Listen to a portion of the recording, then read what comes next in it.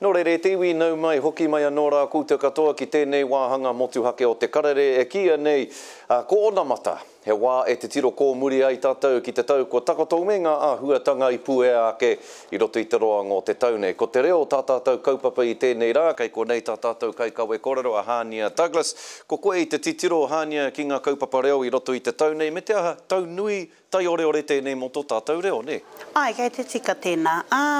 He nui ngā taumata kua eke e te reo i tēnei tau. He oi anō ki au ko te pikinga tino nui, ko te tino horapa o te reo, me te tino aro mai o te iwi whānui ki te reo. Kaua ko te iwi Māori anake, engari ko te motu whānui. He pai tēnā. He tau nui tēnei mo te oranga o te reo. I whakanuia te whātekau marima tau i te taenga o te Petihana Reo Māori ki Pāremata. E hoki maharana ki te ua wāra i whakaikehia te Pāremata e mātau ngā rōpū e rua te reo Māori, te rōpū reo Māori me ngā tamatoa, i te heria ki te Petihana, i te whakatakotaka ki te aroaro o te Pāremata ae. E huro hoki te kohanga reo i tōna ekenga ki te toru te kaumarima tau. Ko roa tō tātou iwi e mahi nui an, kia mana anō te noho a te kohanga reo i roto i ngā ringa o te iwi, kia rongo rātou i tērā. He oi anō, koinei hoki te wā tuatahi i whakanuia te wiki o te reo Māori i te mahuru. He huana te tahi Māori i ngana ki te kōrero i te reo Māori mo te marama katoa e toru tau ki muri. Rua te kaumano e ai ki ngā tatauranga.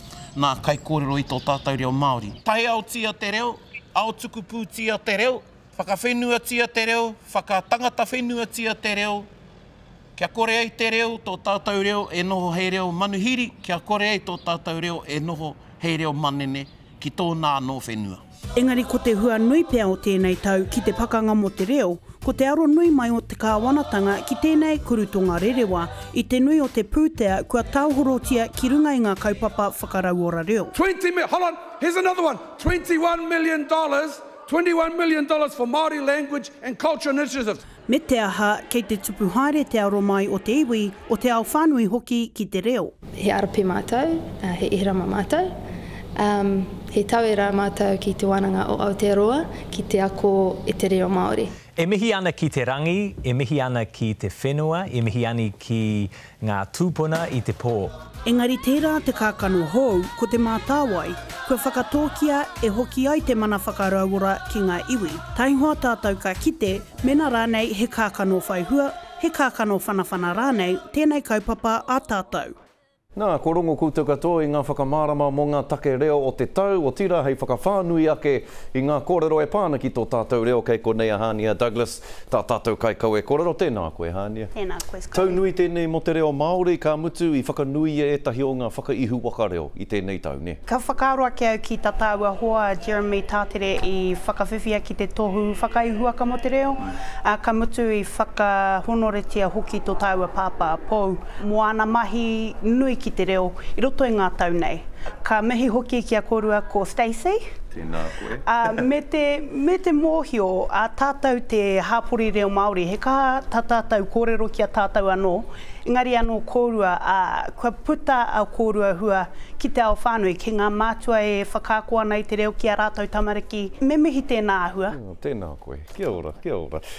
Me te hako koe tētahi haere te taha o te panekiritanga o tira i a Pāpa Timoti, tā Timoti ki Uropi i tēnei tau. Hea koe ia te tino take o tēnā haerenga? Tuatahi ki rānana mātou i te wai hou te rongo mo te honore tau ki runga i tō tātou papa. I rerenga mihi, i rerenga waiata, i hoha ia i ena mihi taua ahua tonu. Ko te take o tēnei haere, he tūtakitaki ki ngā hāpori o te ao e whakaora ana i o rātou ake reo, me kore noa e puta he hua i a rātou, e puta rānei he hua i a mātou, hei whakaora i o rātou reo. Nā reira, he kaupapa pai tēnei, koe nei te haerenga tua whā o te panekiretanga, he nui ngā hua o tēnā momo kaupapa. Kare kore. Engari, aha koa tō tātou whakapaukaha ki te whakarauora i tō tātou reo. Kei konei tonu nera, kei Aotearoa nei e tahi tāngata e tātā tonu ana i te uara o tō tātou reo, ne? Tika, ko te mea katahi anō nei ka puta ko ngā kōrero a Don Brash me tana hoha ki te rongo i te reo, i ngā iarere o te ao, i te pauka whakāta me nā momo mea. Engari, ko tāku e mataku nei, e haratana tū i te tūtahanga, e haratana tū i te tū moke. E mataku nei au, i te mea e ora tonu ana e nā momo whakaaro. Ko te mahi noaiho kua mahue mai ki a tātou, kia kaha tonu te whakaurauora i te reo, kia kaha tonu te kōrero, me rā momo mahi. Nā te mea, e hara i te mea, ka panoni ngā whakaaro o etahi atu i a tātou e ngana tonu nei, me mahi tonu tātou i ngā mahi. E te panoni te waiaro o tērā momo. Nera, engari ara te kōrero a tō tāua pāpā Timoti, kei roto i o tātou ringa te oranga o te reo. Nō reira, whakai katoa nau ki o kōrero. Kia kaha tonu tātou ki te kōrero i tō tātou reo. Ao te pōpō te ao. Mihi ana ki a koe te tuahine e hāne i e nā kōrero mo tō tātou reo. Kia ora tēnā koe.